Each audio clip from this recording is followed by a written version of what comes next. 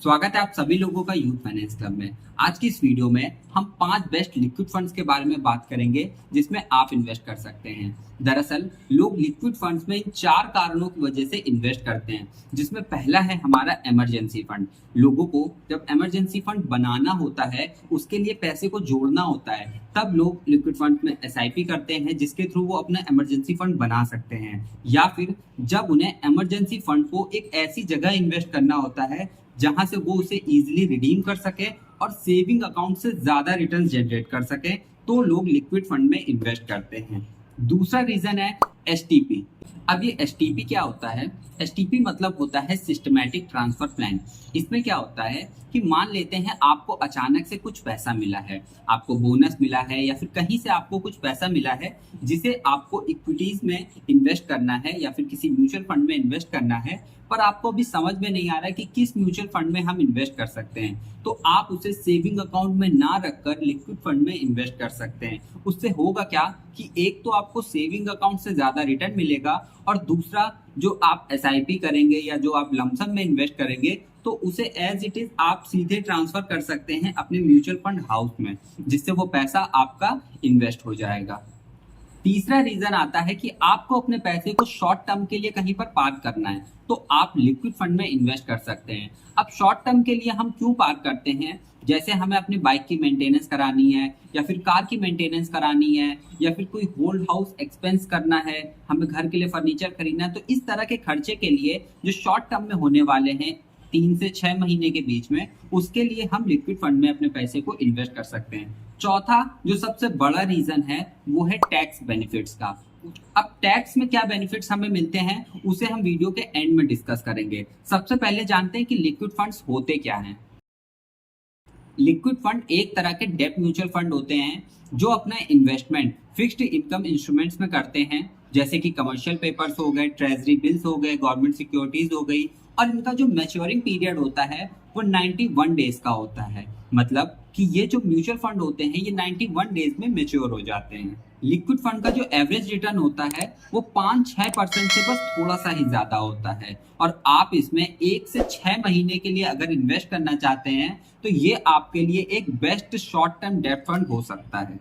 Liquid fund को और detail में जानने के लिए आप हमारी लिक्विड फंड वाली वीडियो देख सकते हैं, जिसकी लिंक आपको आई बटन में मिल जाएगी। तो आप प्लीज उस वीडियो को जरूर देखिएगा, जिससे आपको लिक्विड फंड के जो रिगार्डिंग जितने भी क्वेश्चन है वो सारे क्लियर हो जाएंगे। और उसके बावजूद अगर कोई क्वेश्चन आपके मन में रह जाता है तो उसे आप कमेंट बॉक्स में पूछ सकते हैं। लिक्विड फंड में इन्वेस्ट करते टाइम आपको इन 2 चीजों का खास ध्यान रखना है। सबसे पहली चीज कि लिक्विड फंड का मतलब ही होता है कि लिक्विडिटी का मतलब होता है कि आप जब चाहें अपने पैसे को निकाल सकें। तो आप कोशिश ये करिएगा कि जिस भी फंड में आप इन्वेस्ट करें उसका एयूएम जो फंड हाउस साइज है वो बड़ा होना चाहिए। इससे क्या होगा कि आपको रिडेम्पशन करने में कभी दिक्कत नहीं आएगी। और दूसरी चीज ये कि इनका मैच्योरिंग पीरियड 91 डेज का होता है, तो आप एक्सीड लोड एक बार जरूर चेक कर लें। वैसे इनका एक्सीड लोड सिर्फ 7 दिन का होता है, तो अगर आपको अपने पैसे को निकालना भी है तो कम से कम 7 दिन के बाद ही इन पैसों को निकालें, जिस पर आपको एक्सीड लोड नहीं देना पड़ेगा।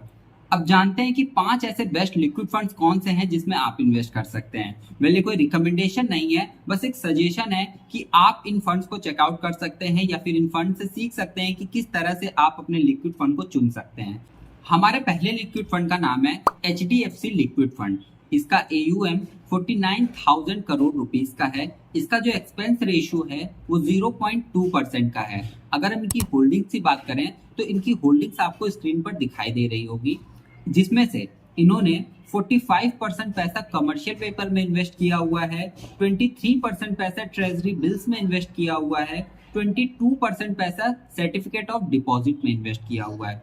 इसी के साथ हमारा जो अगला लिक्विड फंड है उसका नाम है SBI का लिक्विड फंड। इसका जो AUM है वो 57,052 करोड़ रुपीस का है। इसका एक्सपेंस रेशियो 0.18% का है, और इसकी जो होल्डिंग्स है वो आपको स्क्रीन पर दिखाई दे रही होगी, जिसमें से इनका जो 42% पैसा है वो कमर्शियल पेपर में इन्वेस्टेड है, 16% पैसा ट्रेजरी बिल्स में इन्वेस्ट है, और 29% पैसा सर्टिफिकेट ऑफ डिपॉजिट में इन्वेस्ट है। इसी के साथ हमारा जो तीसरा म्यूचुअल फंड है उसका नाम है ICICI प्रूडेंशियल लिक्विड फंड। इसका AUM 47,245 करोड़ रुपीस का है। इसका एक्सपेंस रेशियो 0.2% का है और इनकी होल्डिंग्स आपको स्क्रीन पर दिखाई दे रही होगी, जिसमें से कमर्शियल पेपर में इन्होंने 55% की होल्डिंग्स ले रखी है। ट्रेजरी बिल्स में इन्होंने 18.86% पैसा इन्वेस्ट करके रखा है और सर्टिफिकेट ऑफ डिपॉजिट में 12.34% की इनकी इन्वेस्टमेंट है। चौथे लिक्विड फंड का नाम है आदित्य बिरला सन लाइफ लिक्विड फंड। इस फंड का AUM 28,071 करोड़ रुपीस का है। इसका एक्सपेंस रेशियो 0.21% का है। इनकी होल्डिंग्स आपको स्क्रीन पर दिख जाएगी और इन्होंने 48% पैसा कमर्शियल पेपर में इन्वेस्ट किया हुआ है, 30% पैसा ट्रेजरी बिल्स में इन्वेस्ट किया हुआ है और 24.6% पैसा सर्टिफिकेट ऑफ डिपॉजिट में इन्वेस्ट किया हुआ है। हमारे जो लास्ट लिक्विड फंड का नाम है उसका नाम है पराग पारित। इसका AUM 1,456 करोड़ रुपीस का है। इसका एक्सपेंस रेशियो 0.17% का है। इसकी जो होल्डिंग्स है वो आपको स्क्रीन पर दिखाई दे रही होगी। इसके अलावा इनका जो मेजॉरिटी होल्डिंग है वो इन्होंने ट्रेजरी बिल्स में इन्वेस्ट किया हुआ है। ट्रेजरी बिल्स इशू किए जाते हैं RBI के द्वारा on behalf of government of India, इसलिए ये सबसे सेफेस्ट फंड है इन पांचों में से। इनकी होल्डिंग्स की बात करें अगर तो इन्होंने 3% पैसा कमर्शियल पेपर में इन्वेस्ट किया है और 80% इनका इन्वेस्टमेंट ट्रेजरी बिल्स में है और 5% पैसा सर्टिफिकेट ऑफ डिपॉजिट में है। तो अगर आप सबसे सेफ इन्वेस्टमेंट करना चाहते हैं तो आप इस फंड में इन्वेस्ट कर सकते हैं। अब लिक्विड फंड में टैक्सेशन किस तरह से काम करता है उसे समझ लेते हैं। तो देखिए, अगर आपने अपनी इन्वेस्टमेंट में जो भी प्रॉफिट हुआ है उसे 3 साल के पहले अगर सेल किया है तो आप पर लगता है short term capital gain tax, जिसमें आपका जो भी प्रॉफिट हुआ है वो आपकी नेट इनकम में ऐड हो जाएगा और आपको अपने टैक्स स्लैब के अकॉर्डिंग टैक्स को पे करना होगा। और अगर आप अपने प्रॉफिट को 3 साल के बाद सेल करते हैं तो आप पर लगता है long term capital gain tax, जिसमें आपको 20% का टैक्स पे करना होगा विद बेनिफिट्स ऑफ इंडेक्सेशन। तो अब सवाल आता है कि जब लिक्विड फंड में हमें FD के सिमिलर ही रिटर्न्स मिल रहे हैं तो हम लिक्विड फंड में ही क्यों इन्वेस्ट करें, FD में क्यों ना इन्वेस्ट करें।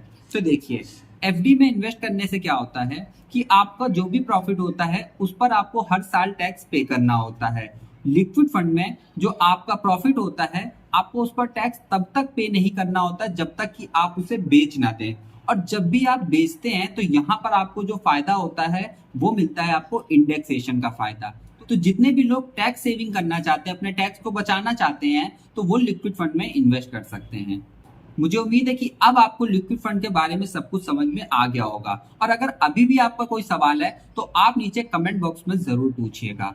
वीडियो पसंद आई तो वीडियो को लाइक कीजिए और शेयर कीजिए। म्यूचुअल फंड को और डिटेल में जानने के लिए आप हमारी प्लेलिस्ट को फॉलो कर सकते हैं, जिसकी लिंक आपको डिस्क्रिप्शन बॉक्स में मिल जाएगी। और जितने भी लोगों ने अभी तक अपना फ्री डीमेट अकाउंट नहीं खुलवाया है तो नीचे डिस्क्रिप्शन बॉक्स में फ्री ब्रोकिंग ऐप की लिंक है, आप वहां से उसे डाउनलोड कर सकते हैं, जिसे रेफर करने पर आपको इंस्टेंट 300 रुपीज का रेफर मिलेगा, जिससे आप उस पैसे को इन्वेस्ट कर सकते हैं इक्विटी में और प्रॉफिट जनरेट कर सकते हैं। सो कैसी लगी ये वीडियो कमेंट करके जरूर बताइएगा। वीडियो के रिगार्डिंग कोई क्वेश्चन है तो उसे आप कमेंट बॉक्स में पूछ सकते हैं। वीडियो को अपना प्यार दीजिए और शेयर कीजिए। मैं मिलता हूं आपसे अगली वीडियो में। Till the time, increase your knowledge and be wealthy.